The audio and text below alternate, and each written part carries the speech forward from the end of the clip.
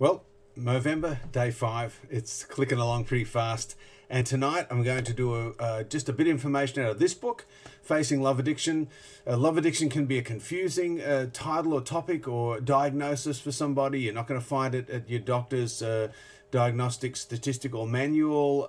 It is certainly had a lot written about it, and Pia Mellody, the author of this book, was one of those pioneers that looked at the relational dynamics that can happen between two people in a love relationship where there's been developmental trauma and abuse, and those damaged boundaries lead to an enmeshed and relationship between the two, which the two features seem to be a love avoidant and a love addict. That'll be another video. But tonight, what we'll be looking at is guidelines for being in a relationship. And there's a couple of tips at the back of this book that I just really love, and I always remember them in a dyslexically different order. But I remember hearing Pia on one of her tapes say that she said that she knew that her and her husband were out of sync when they were arguing facts, assigning blame, and keeping score. And that's always helped me if I find I'm out of relational integrity when I'm doing that. So I'm going to do a little bit of talking, a little bit of reading, and hopefully it'll bring your resource,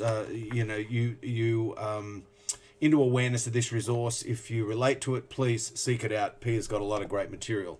So the first one, don't assign blame. So let me grab the page here.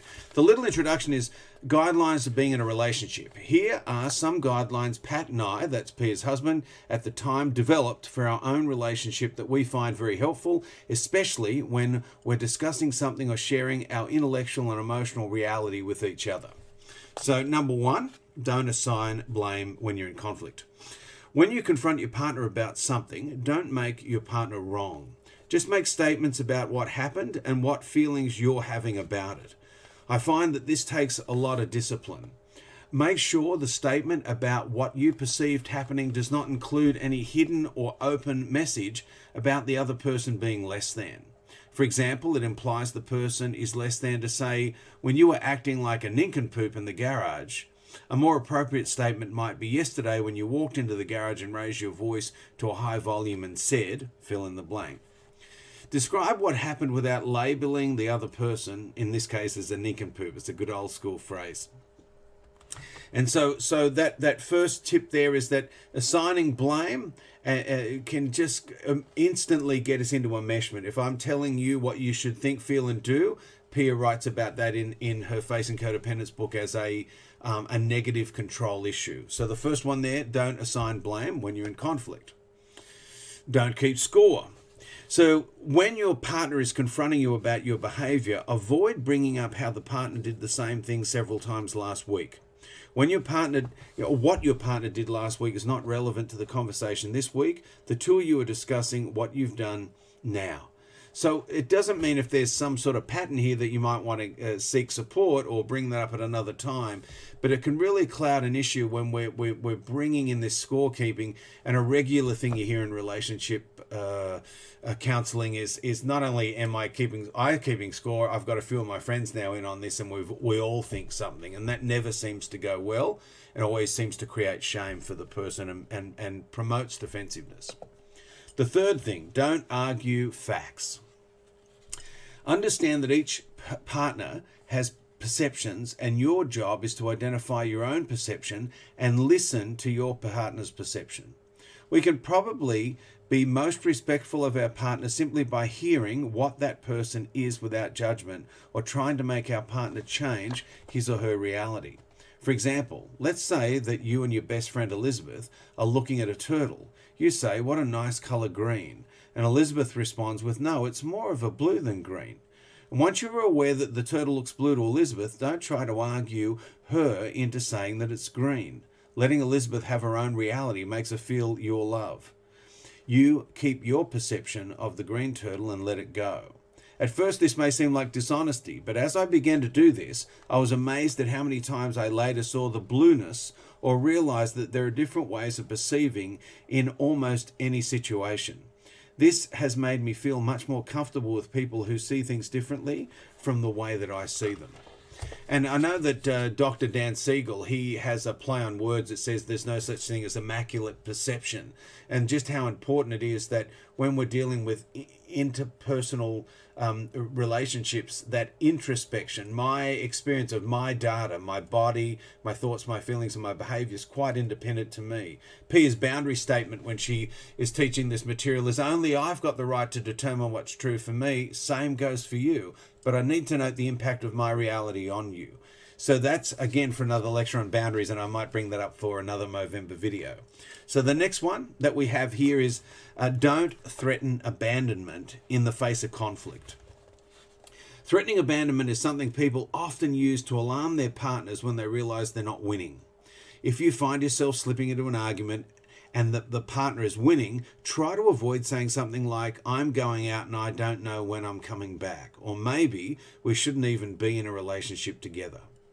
You may negotiate space, however, if you sense the discussion escalating into unbearable intensity. To do this without threatening abandonment, indicate when you will return by saying something like, I need time out and I'll be back to discuss this in 2 hours.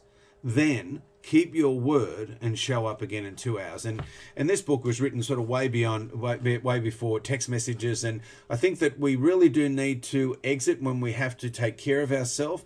But it really doesn't threaten abandonment when you say when you'll be back, and if you can keep your word on that and give a text. If you need more time, take it, but let them know. And that way, where if someone has got an abandonment history, they know what is happening and that they need to take care of themselves at this time. The next one, 4 sentences or less. Communicate in 4 sentences or less. Here is a very helpful guideline I learned from Janet. Before making requests, describing events, or asking for support, think about what you're going to say and try and say it in 4 sentences and with 1 breath.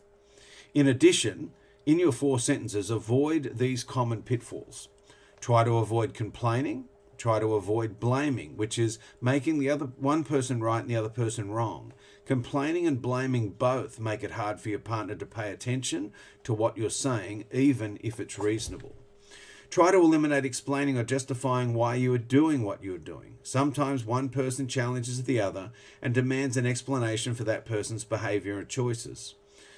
Responding to such a challenge with justifications and explanations is not necessary. Adults do not need to explain themselves to other adults. When you start explaining yourself, the listener often stops paying attention, realizing that a lecture or a cover-up is in the making. No one likes being lectured, and love avoidance are often hypersensitive to this. So, for example, before recovery, Janine used to spend 10 minutes asking her roommate Betty to get a loaf of bread at the grocery store before she came home. Janine would talk about how poorly she slept and how her head ached as justification for not going to the store herself. Betty often didn't quite understand what Janine was asking for and didn't stop for bread, causing Janine disappointment and an argument. Now, Janine says, Betty, would you get some bread on your way home? Betty replies, okay. And that's all they need to say about it. Of course, if circumstances have changed, or you need to change plans that involve the other person, a brief explanation is courteous. And this is especially true for codependents who feel that it's not okay to have a need or not okay to ask a request, and then they'll wrap it up in a lot of wall of words. The next one here is, don't worry if they don't follow these guidelines, because that can chip you back into blaming and arguing facts again. These guidelines are for you to follow. Whether your partner is following them or not is none of your business. If you follow them, the changes you will experience will bring you closer to being functional. If your children say to you, Mum, Dad is saying this about you, what's your side of the story? You can give them some information without making him wrong. You say, this is my perception of it. You avoid making him wrong by just explaining your perception of the matter that they have asked about. And you resist going into any other matters that are not your children's concern. Stick to the subject and keep it brief. If the other party assigns blame and calls you wrong, focus on setting a healthy internal boundary and respond with good manners and pleasantness. Assume an attitude of observation, saying to yourself calmly, oh look, my partner is assigning blame. My partner is experiencing that first core symptom, making me wrong and him or her right. Isn't that interesting? You must just notice the person doing it without mentioning your observation. When your partner finishes, you just nod your head, evidencing the fact that you heard what was said, and go on with whatever you're doing. Besides the fact that it is a healthy way to relate, the recovery reason for exercising good manners is to avoid giving your partner ammunition with which to become upset about you. So a little piece at the end of this is intellect is the primary tool for recovery. In this observing mode, we are guided by our intellect rather than our emotions. Recovery is done primarily in the brain, and we can create an intense emotional experience by what we think. For example, your first thought may be, I'm being victimized by these accusations, and I'm wrong and she's right. And an accompanying emotional tornado starts to form.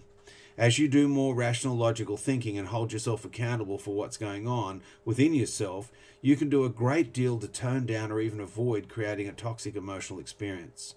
I find it helpful to straighten out intensity-prone thinking by moving into the observing process, silently noting, isn't it interesting that my partner is assigning blame, or arguing facts, or keeping score, or whatever the behavior is. So I know that Pia Mellody is still one of the senior fellows over at the Meadows, and that they have built upon these early observational pieces of writing, and that regulating your state and regulating your nervous system now is really a big part of what they do. However, I still think she is right there with this tool about if we can keep track of those skewed perceptions we've got from years of cognitive distorting and inner and outer critic really hammering us, we can start to see a situation differently, which pulls us out of a lot of that distressed emotion that can override our sense of health and well-being.